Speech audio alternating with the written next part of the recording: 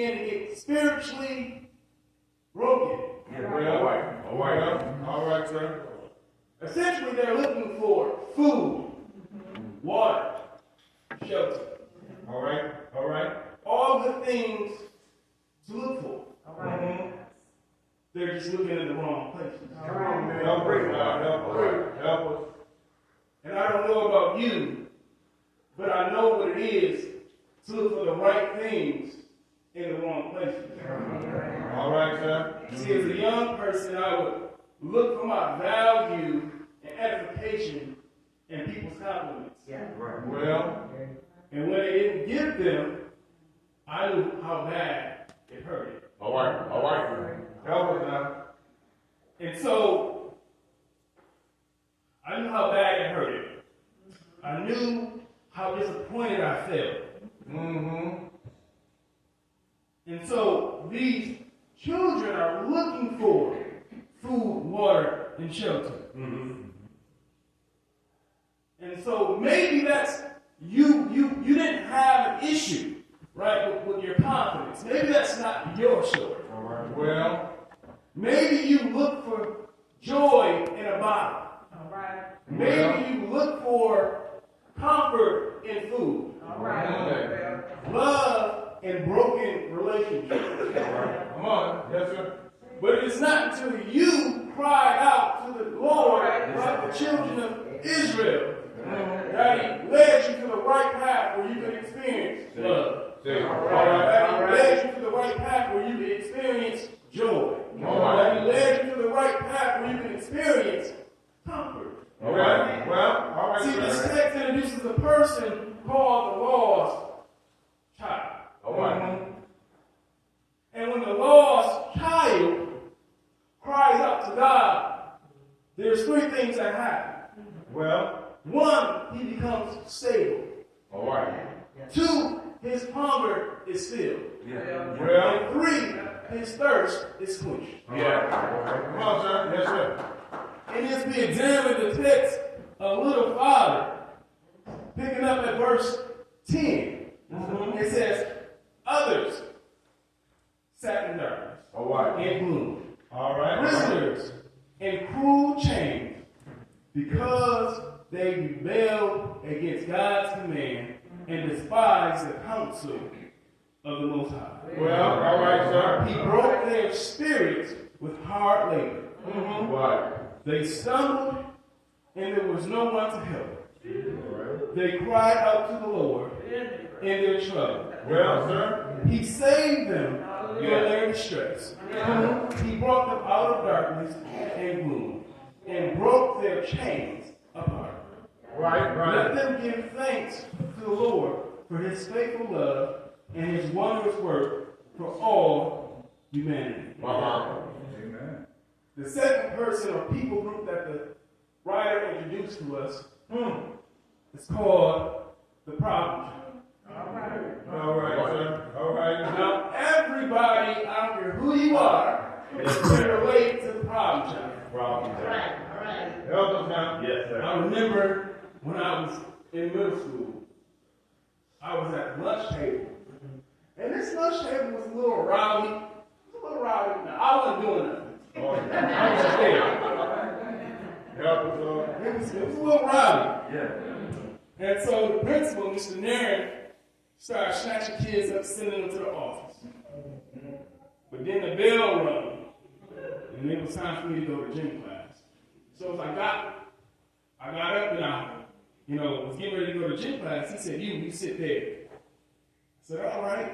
Now again, I didn't do nothing, so I didn't think nothing of it.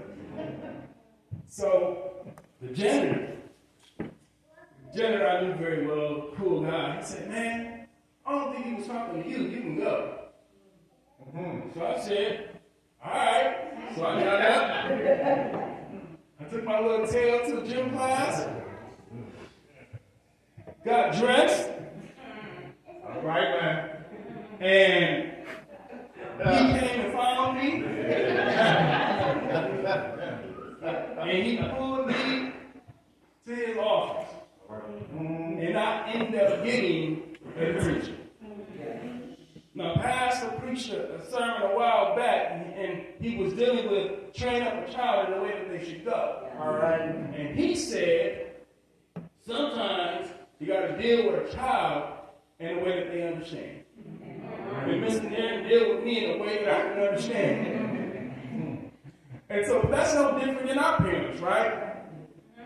Let you have that homework done when they get off work. That room clean. Those dishes washed. And they gonna tell you to go get that belt. Well, back in the day they did. They tell you to go get that belt, that switch, and if you had anything like my mom, it was a house shoe. So, God has to deal with the problem child in a way that they understand. All right. You know, the problem child is the one where you say, sit down, they stand up. All right. When you say stop, they keep going. Right. When you say separate from the group, they stick with the knuckleheads. And so God has to deal with the problem child in a way that they understand. So he allowed them to be subject to captivity in Babylon, and chains and shackles, and he broke their spirit. But when they cried out to the Lord, it says he saved them. Yes, sir. See, when the problem child cries out to the Lord, he not only gets saved, but he experiences and finds true freedom. Yes, sir. And God's loving correction. All right. That's it. Yes, sir. But we have to keep examining the text. It says, fools, picking up at verse 17, suffered affliction. Because of their rebellious ways and their iniquities. They loathed all food and came near the gates of death. They cried out to the Lord in their trouble. He saved them from their distress.